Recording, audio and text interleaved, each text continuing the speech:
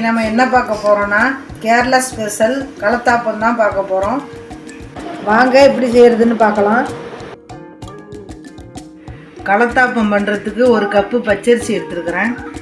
இதை வாஷ் பண்ணி தண்ணி ஊற்றி 1 மணி நேரம் ஊற வச்சுக்கலாம்.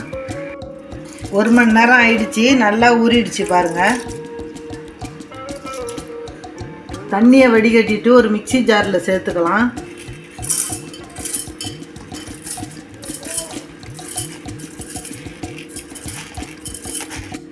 இது தோசை மாவு பதத்துக்கு தேவையான அளவு தண்ணி ஊற்றி அரைச்சி எடுத்துக்கணும். மூடி போட்டு அரைச்சி எடுத்துகிட்டு வந்துடலாம்.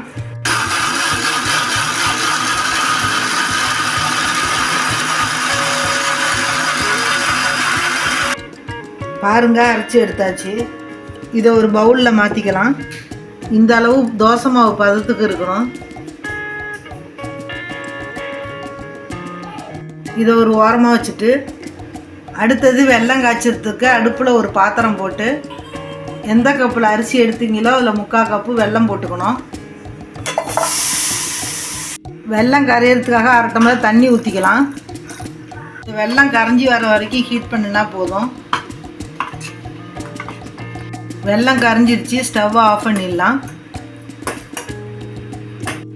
வெல்லத்தை ஃபில்டர் பண்ணி இந்த மாவோடு ஊற்றிக்கணும்.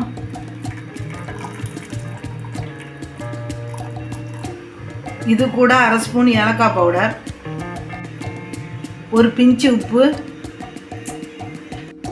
ஒரு பிஞ்சு மட்டும் பேக்கிங் சோடா போட்டுக்கோங்க. இப்போ இது எல்லாத்தையும் ஒன்றா மிக்ஸ் பண்ணிக்கணும்.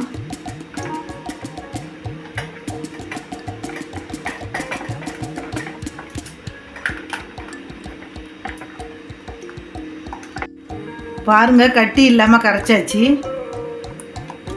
அடுத்தது அடுப்பில் ஒரு குக்கர் போட்டு ஒரு 3 ஸ்பூன் அளவுக்கு தேங்காய் எண்ணெய் ஊற்றிக்கலாம்.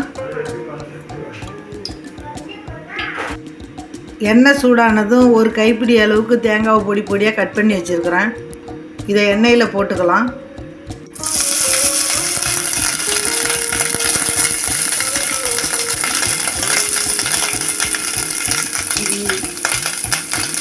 இதை பொன்னிறமாக வறுத்துக்கணும்.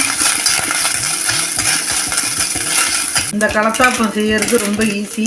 வீட்டில் உள்ள பொருள்களை வச்சே செஞ்சிடலாம். பாருங்கள், பொன்னிறமாக வறுபட்டுடுச்சு. இந்த ஸ்டேஜில் நம்ம மிக்ஸ் பண்ணி வச்சுருக்கிற மாவை இதில் ஊற்றிக்கலாம்.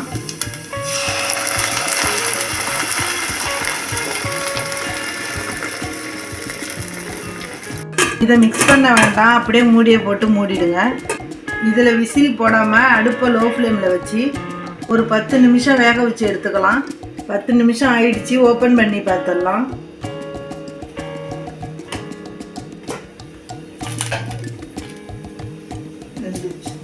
இப்போ கத்தியால் குத்தி பார்த்தீங்கன்னா ஒட்டாமல் வந்துருச்சுன்னா ரெடியாக ஆகிடுச்சின்னு அர்த்தம். ஒட்டாமல் வருது. இப்போ ஸ்டவ்வை ஆஃப் பண்ணிடலாம். இல்லாட்டி தேவைப்பட்டால் எக்ஸ்ட்ராவாக ஒரு 5 நிமிஷம் வச்சுக்கலாம். இது அப்படியே பீஸ் போட்டுடலாம்.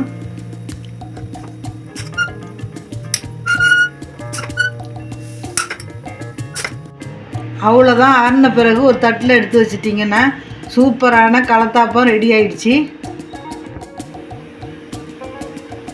இதை நீங்களும் ட்ரை பண்ணி பாருங்கள். அம்மாஸ் குட்டி கிச்சனுக்கு லைக், ஷேர், கமெண்ட், சப்ஸ்கிரைப் பண்ணுங்கள். நன்றி, வணக்கம்.